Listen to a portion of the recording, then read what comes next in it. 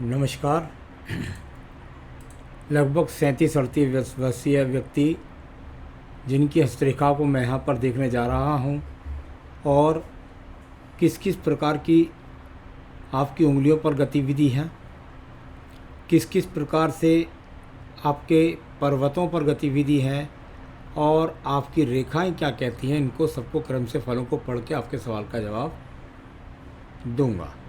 सबसे पहले बात कर लेता हूँ यहाँ पर आपकी सबसे छोटी उंगली यानी कनिष्ठा उंगली। कनिष्ठा उंगली जब सूर्य की उंगली के प्रथम पर्व तक नहीं पहुँचती, कट तक नहीं पहुँचती, तो निश्चित रूप से ऐसे व्यक्ति के जीवन में अड़चनें आएंगी, बाधाएं आएंगी, काफ़ी समय तक परेशान करेंगी जब आ जाएंगी।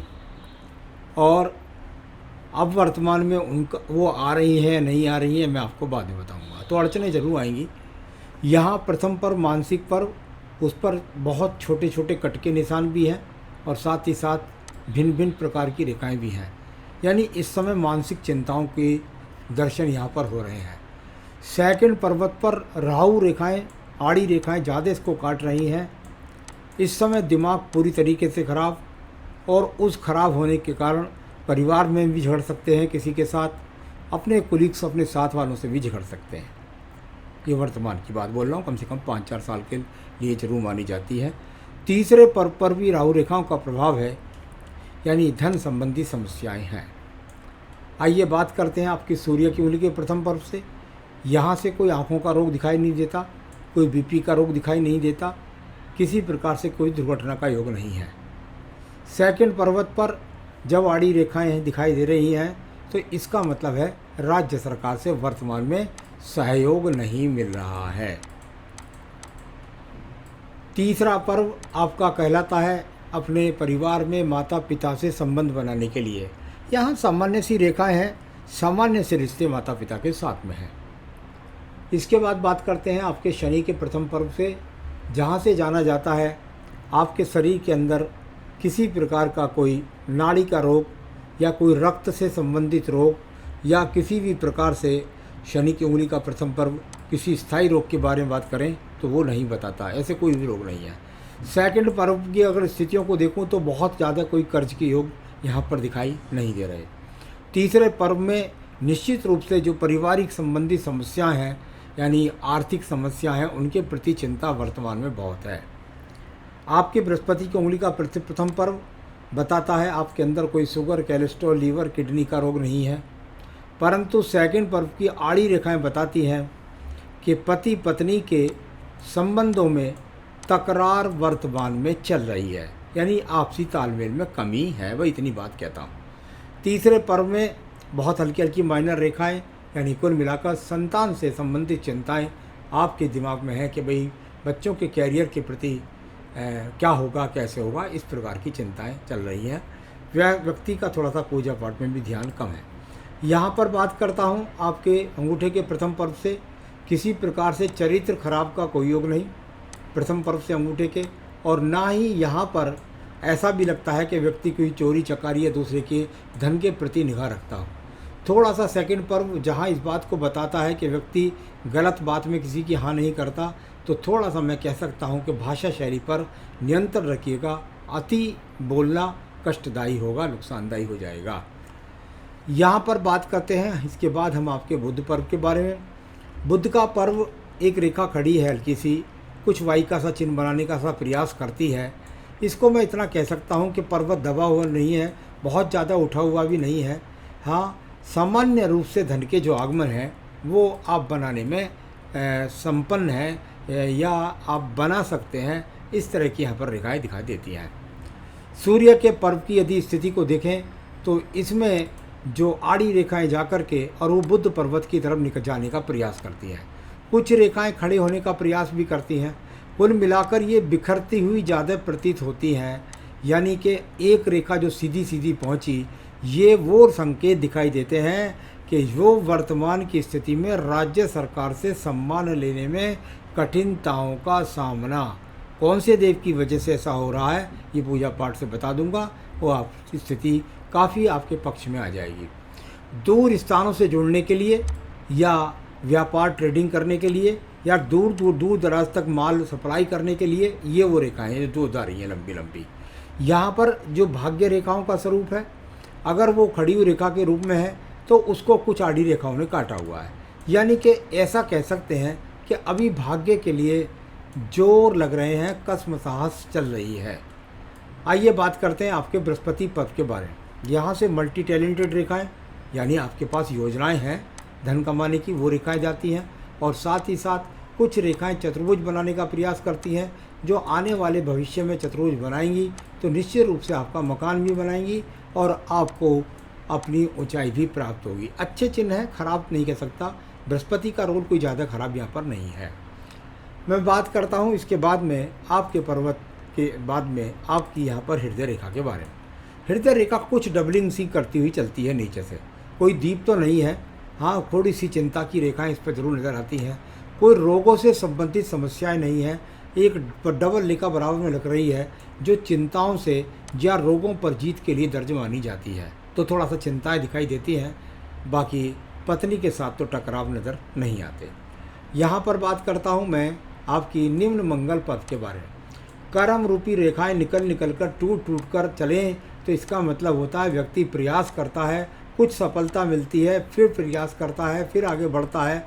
लेकिन रेखाएं जब आपके निम्न मंगल स्पर्श से निकल कर के जब आयु रेखाओं को, बुद्धि रेखाओं को, आपकी भाग्य रेखा को, आपकी हृदय रेखा तक पहुंचने का प्रयास करती है तो जीवन में संघर्ष को बढ़ाती है।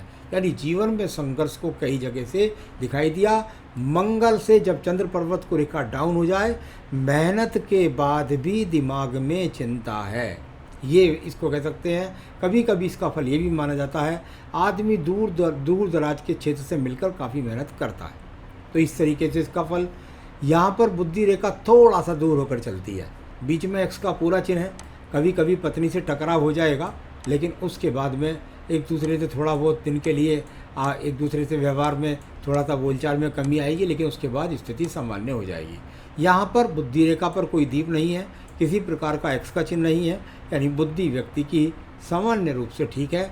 अलग हट करके आयु रेखा से जब बुद्धि रेखा चलती है तो व्यक्ति को मानसिक रूप से और भाषा शैली में कड़वाहट से बचना चाहिए। द्वितीय पर्वत पर कोई भी यहाँ पर झगड़े, झंझट, कोर्ट कचहरी, मुकदमा, इस तरह की स्थिति यहाँ पर नहीं है। चंद्र पर्वत की स्थितियों को देखता हूँ तो काफ़ी रेखाएं जाकर भाग्य रेखा से संपर्क बनाने का प्रयास करें, या बार बार लगातार उठ कर के शनि पर्व, सूर्य पर्व की देखने की तरफ दे लें, तो इसका मतलब होता है व्यक्ति प्रयास कर रहा है अपने आप को ऊंचाइयों पर पहुंचाने के लिए। इनको चिंता की रेखा तो नहीं कह सकता या डिप्रेशन की रेखा तो नहीं कह सकता, लेकिन यहाँ चंद्र पर्वत से निकल रही है, आदमी तैयारी कर रहा है, प्रयास कर रहा है अपनी तरक्की को प्राप्त करने के लिए। व्यावसायिक रेखाओं का जो रोल है वो कोई अच्छा नहीं है। यहाँ पर अगर देखेंगे तो इस तरीके से अगर ये देखा छोटी छोटी रेखाएं चलें, 4-5 टुकड़ों में हो जाए, व्यवसाय का प्रयास करेगा तो फेल हो जाएगा व्यक्ति। कुल मिलाकर के यहाँ पर व्यवसाय से ज़्यादा लाभ का संकेत नहीं है। यहाँ पर बात करता हूँ मैं आपकी जहाँ भाग्य रेखा की, वो आपके नीचे वाले क्षेत्र से मिलकर चलती है। कभी कभी ऐसा भी होता है कि जो व्यक्ति को व्यवसाय मिले उस व्यवसाय में कहीं ना कहीं परिवार का योग मिले। चंद्र पर्वत से रेखा का संबंध है, यानी व्यक्ति ट्रेडिंग के काम से, एक्सपोर्ट इंपोर्ट के काम से, दूर दराज के क्षेत्रों से जुड़ कर के अगर काम करेगा तो ये भाग्य रेखा साथ देती है। इसके बीच में ये काटने वाली रेखाएं लगातार आपकी रेखा को काट रही हैं, यानी इनको कहते हैं बाधा रेखा। बाधा रेखाएं वर्तमान में बहुत काट रही हैं, और ये 35 वर्ष था। इसके बाद देखें तो जहां आपकी उम्र चल रही है 37-38 पे भी काट रही है, उसके बाद भी काट रही है, उसके बाद भी काट रही है। यानी मेरे हिसाब से ये आने वाले 6-7-8 साल आपके लिए काफ़ी टिपिकल होने वाले हैं, जिनमें आपको काफ़ी समस्याएं आती रहेंगी, लेकिन उनसे रेखा निकल रही है। अगर आप प्रयास करेंगे और भाग्य के लिए कोशिश करेंगे तो ये रेखाएं हट भी सकती है और उनका प्रभाव भी कम होता है। पूजा पाठ से ये मेरे पास हजारों प्रमाणित हाथ है। आइए बात करते हैं इसके बाद में आपके यहाँ पर मंगल रेखा के बारे में। मंगल रेखा आपके अंदर है, हाथ के अंदर, यहाँ से ये वो रेखा है जो भले ही कितनी रेखाएं यहाँ निकल कर के जाती हैं, लेकिन फिर भी आप साहस करते रहते हैं, हिम्मत करते रहते हैं। शुक्र पर्व संसाधनों का पर्व है, बहुत ज़्यादा संसाधन नहीं दिखाई देते, सामान्य रूप से संसाधनों का दिखाई देने वाला ये पर्व यहाँ पर मौजूद है। मैं बात करता हूँ आपकी आयु रेखा के बारे में। आयु रेखा, और इस पर यदि मैं देखता हूँ तो ये रेखा बृहस्पति पर्व से शुरू होती है। ऐसे व्यक्ति को काफ़ी लंबी आयु प्राप्त होती है और लगभग यहाँ भी 80 वर्ष से कम आयु नहीं है। रेखाएं अपने आप में कोई ज़्यादा खराब नहीं है, जीवन के अंत समय पर इतने आगे तक पढ़ने की आवश्यकता भी नहीं है। लेकिन जहाँ आपके वर्ष बैठते हैं 35, 34, 36, ये भाग्य रेखा पर भी कट रही थी रेखाएं, और ये आयु रेखा पर भी कट रही हैं रेखाएं, और ये रेखाएं बुद्धि रेखा पर भी कट रही हैं। यानी कुल मिलाकर आपके आने वाले जीवन के 8-10 साल जो पूजा मैं बता रहा हूँ करनी ही पड़ेंगी, वरना समस्याएं आपको परेशान करके रख देंगी। तो आइए बताते हैं आपके सवालों के जवाब। कोई विशेष आपका सवाल नहीं है मेरे से।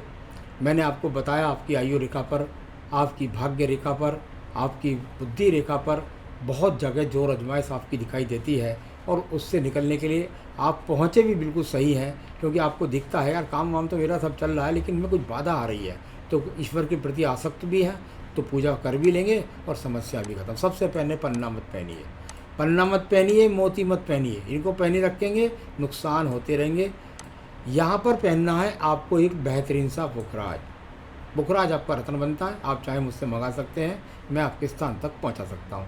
इसके बाद धन संबंधी समस्याओं में काफ़ी जो समस्याएं हल होंगी इसके पहनने के बाद, लेकिन पूजा इसके साथ अनिवार्य है। रुद्राष्टकम का पाठ, रुद्राष्टकम का पाठ आपका एक बार करने से काम नहीं चलने वाला। जिस प्रकार की बाधाएं उनको दूर करने के लिए आपको 3 पाठ रुद्राष्टकम के रोज करने पड़ेंगे। साथ में रुद्र गायत्री मंत्र होता है, उसकी 3 माला का जाप भी करना होगा, और रुद्र अभिषेक साल में एक बार जरूर करवाएं। रुद्राभिषेक करवा लीजिए मंदिर में किसी में, या घर करा लीजिए, जैसे भी आप चाहें। एक बार रुद्राभिषेक अवश्य कराइए, अधिकतर मंदिर में कराने से ज़्यादा लाभ होता है।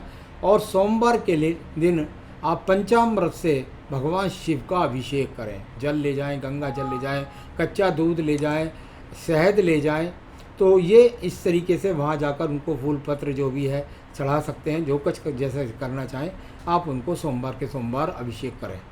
यदि आप चाहते हैं अपने जीवन में समस्याओं से छुटकारा, तो ये आपको मैंने बता दिया। रुद्राष्टकम के 3 पाठ, रुद्र गायत्री की 3 माला रुद्राक्ष माला से, और रुद्र अभिषेक, और सोमवार के दिन पंचामृत से अभिषेक, ये करेंगे तभी लाभ मिलेगा, अन्यथा बहुत मुश्किल हो जाएगा जीवन। नमस्कार।